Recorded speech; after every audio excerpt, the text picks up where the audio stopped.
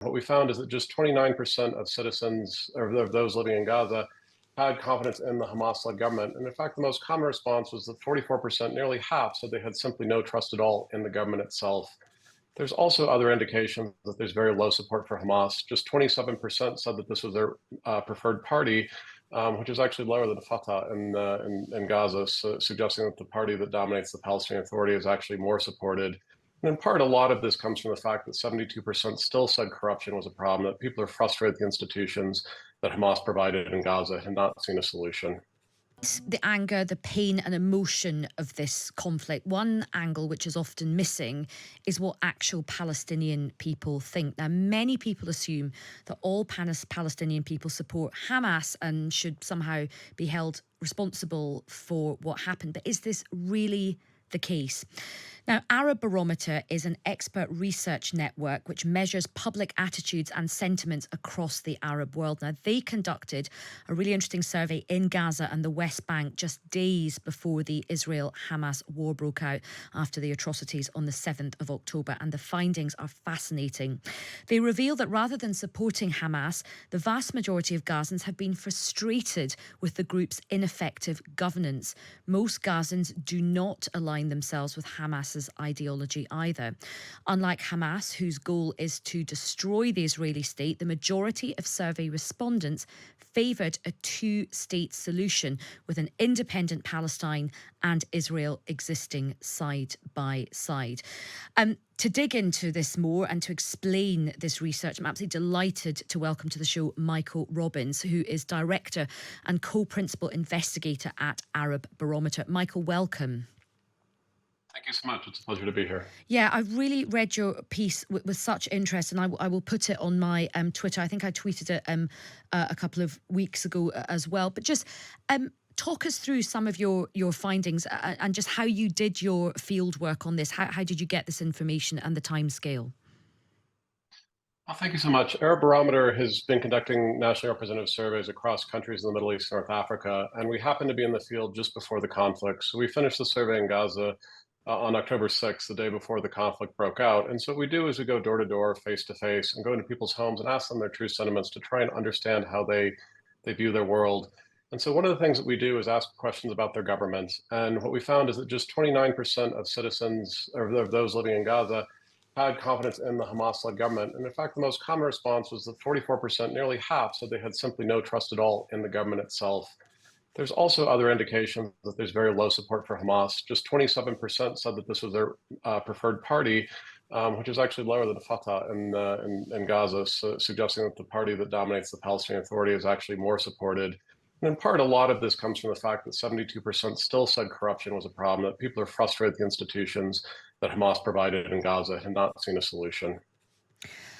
And so this is. I mean, you're actually going door to door. You're speaking to people there. I mean, the other thing that I thought was very interesting is that quite a lot of this was driven by things which drive people here in this country. It was the quality of their life. It was the fact that in terms of their living standards, it's very, very poor. Talk to us about that a bit.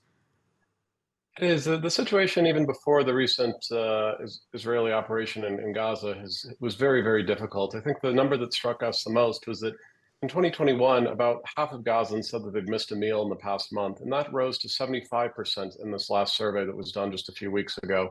So already before that, people are very hungry. People were frustrated with the situation.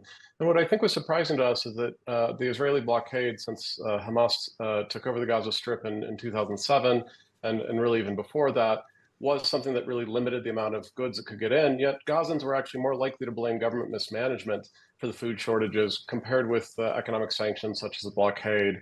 Certainly power outages were also very common in our survey, and there were challenges with water as well for citizens. So it was really a very, very difficult situation. And again, this was all conducted prior to the October 7th attacks against Israel and subsequent cutting of electricity, water, and other basic necessities to Gaza. Now, in your paper, you also make the point, though, that while there might be a lot of dismay at the Hamas governance, whenever there have been past crackdowns in the Gaza Strip, that has made Hamas more popular. How do you think this war and these attacks from Israel in retaliation to what happened, what do you think that will have done for popularity in Hamas in Gaza? That's a great question, and what we can rely on is the data that we've looked at in the past. And so in the past, we've looked at how Gazans responded to the blockade when Israel put the blockade and then strengthened the blockade. And so after the conflict between Hamas and Fatah, which led to the split in the governance between the West Bank and Gaza, with Hamas taking over Gaza, we saw that the support for Hamas really fell. Palestinians were not supportive of a movement that really divided their movement, which is, again, for a goal of an independent state. Yet after Israel then instituted the blockade, we saw a rise again.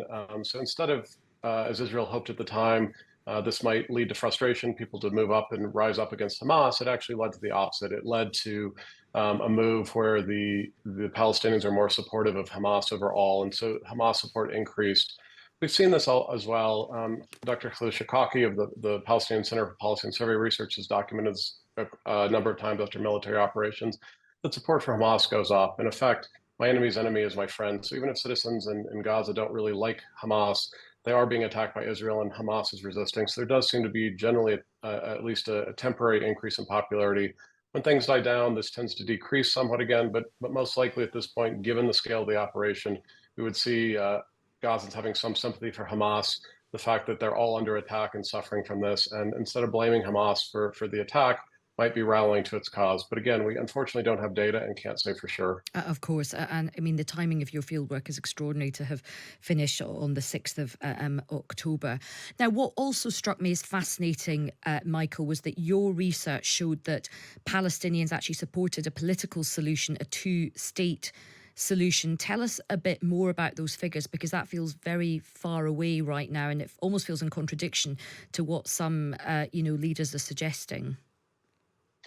It's certainly a difficult solution. So we presented the respondents in Gaza with really three different options. We said that, do you support a two-state solution? Do you support a confederation? Or do you support a one-state solution? Which are really the three options on the table. We also allowed for an other response. And so in this case, we saw 54% said the best solution would still be a two-state solution. About 1 in 10 said either a confederation or a one-state solution. Well, 20% volunteered something else, which was essentially almost always armed resistance, some type of armed resistance. But again, you can see that effectively 3/4 of Gazans said that their most preferred solution would be something that is a peaceful solution, either two-state, one-state, or confederation. So there is a minority. The vast majority of those who said armed resistance were those who are also supporters of Hamas, agreeing with their ideology. But again, that is a minority in Gaza. That the vast majority, when given the options, and assuming those were even on the table, those are difficult to foresee now, given the 30 years and the lack of advancement of the two states since Oslo, it is still something that Palestinians would prefer if this really were feasible. And Michael, talk to us a little bit about the state of democracy in Gaza, because of course there was the last set of elections were 2006. Hamas won those. Hamas and Fatah had a very big kind of conflict as well, and of course Hamas now runs Gaza. Where do you think Fatah is in all of this? And if there were to be elections, I mean, that doesn't look like that's going to happen anytime soon, but let's say there were to be elections, do you have any sense of what the Palestinian people would want? Who would they want to represent them? This is a somewhat difficult question. Obviously, elections have been put off for many years, and in part that has been part of the weakness of both Fatah and Hamas. That I think neither are particularly popular. As we've done surveys, one of the questions that we ask in this is, if there were free and fair elections for president, with three of the main candidates participating, Marwan Barghouti, who is serving 5 life sentences in Israeli prison for acts of terrorism he committed, would be the winner at 32%. In a sense, he's a bit independent of both Fatah and Hamas, but again, kind of sensing the rejection of both of these movements. Ismail Haniyeh would win 24% of support amongst Gazans, and Mahmoud Abbas, the current president, would win only 12%. But there is a significant percentage, 30%, who say they wouldn't participate. This percentage is even higher in the West Bank, saying that they would not participate in elections. And really, there is a vacuum here, a void of leadership for the Palestinians. And in part, that's given the fact that Hamas has run essentially a authoritarian state. You could argue the same about the West Bank with the Palestinian Authority not allowing elections, not allowing competition. They're not really good options. But again, the key takeaway here is that Gazans would really reject Hamas in these elections. That's not who would win, and also the PA was unlikely to win as well, given the challenges they face. And I think the frustration with the state of it, the high levels of corruption, and the inability to make progress on the peace process. I mean, it's so interesting because what there does seem to be a great similarity is many people in Israel are very frustrated with their leadership, and people, Palestinian people, are also really frustrated with their leadership. There is, ironically, a kind of similarity there. I mean, you've made a very strong case about how, there's nobody right now that people are particularly fond of, and you have this void of leadership. Is there any scope for somebody new to come into that space? Is there any sort of evidence that you've picked up when you've done your field work of any new political movements or coalitions or people coming together?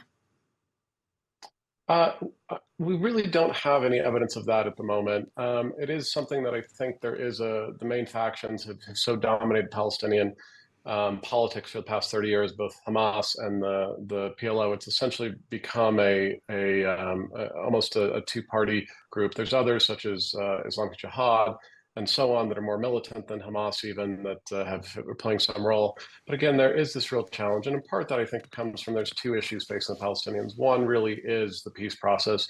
Is there hope for the peace process? Is this something that could move forward, and how do people feel on that? And the second is really management at home of the lives of ordinary citizens. And so people do want something. They do see both the PA and Hamas as being very corrupt. Those who tend to be more favorable towards them tend to be those who are better off, and perhaps those who have access to some of the corruption and other elements. And so I think that what's really been lost is that those who are more marginalized, those who are poor, tend to be those who are actually more frustrated with the situation, more frustrated with their government, and those who are less likely to really have an option. So part of this would be if hopefully this conflict will end soon, in a way that preserves civilian lives. But insofar as there's a rebuilding after that, there would really need to be some type of new vision, some type of new group. But it is hard to see that coming. And certainly from the polling we've done, we have not seen anyone who is poised to do that at the moment. And in terms of what follows next, Michael, I mean, I've seen sort of speculative ideas. Various things have been floated in terms of, could there be some sort of peacekeeping force that is in the area while things sort of calm down? I mean, who are the countries which the Gazan people would accept? I mean, I'm assuming they wouldn't want American boots on the ground. I presume America wouldn't want to do that role. Am I right in thinking that? I think that's probably right. I mean, again, this is speculation based on based on just what we've seen in the past. But certainly, America, I think, is seen as very one-sided towards Israel. It's impossible to see America, really. I think most of the European countries taking that role. I think the countries that you've seen very strong support from amongst the Palestinians in the past, or Turkey particularly.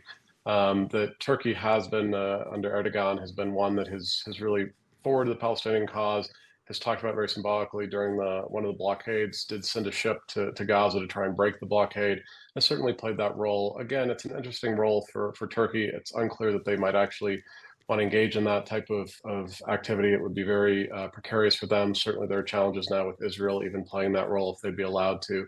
But again, it is hard because I think at this point, what we are seeing is that Palestinians are quite frustrated, those who have signed peace treaties with Israel, that the normalization has not brought better outcomes for Palestinians, at least in their own view, that this was supposed to be something that the Arab countries could perhaps lean on Israel. And it does seem in the minds of Palestinians, at least, that this has borne no fruit, that they're undergoing, the heaviest bombardment that they have in anyone's memory, living in the Gaza Strip. And so certainly other Arab countries that have a challenge, Egypt could potentially play a role. But again, looking for somebody who would really have that role is difficult to think of. But the one I would think of most likely, at least for Palestinian public opinion, would probably be Turkey. Fascinating. And it's very interesting that tomorrow Anthony Blinken is meeting President Erdogan of Turkey. So it'll be interesting to see. Well, we probably won't know all the background chats, but I'm sure that must come up in the background chats. Final question to you, Michael. Really grateful for your time. It's been such a fascinating conversation. Having done this fieldwork and having studied this, and as you say, this fieldwork stops on the 6th of October. The atrocities take place on the 7th of October. What do you say to people who conflate Palestinians with Hamas or make the argument or the assumption that Palestinians are all supportive of Hamas? What do you say to those people? It's simply not true. Palestinians are equally frustrated with Hamas, with the governance, and certainly see that in the data very clearly. I think the comments that are made, Israel's president has made this comment that essentially it is all the civilians are complicit in this, perhaps dating back to the fact that they were voted into office, Hamas was in 2006 with 44% of the vote.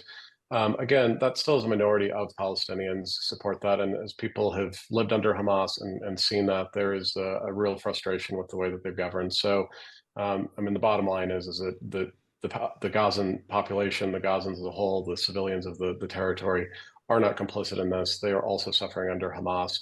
And certainly the two should not be conflated. Well, Michael, what a fascinating conversation and what a brilliant piece of work you've done. It's such an interesting read. I will put it on my timeline, but thank you so much for speaking to Times Radio. Thank you so much. My pleasure. That was Michael Robbins, who is director and co-principal investigator at Arab Barometer. I will put that on my timeline. Do read that information because it is fascinating. It does give a bit of a snapshot into what life was like under Hamas in Gaza, and it just does explode quite a few myths that are floating around.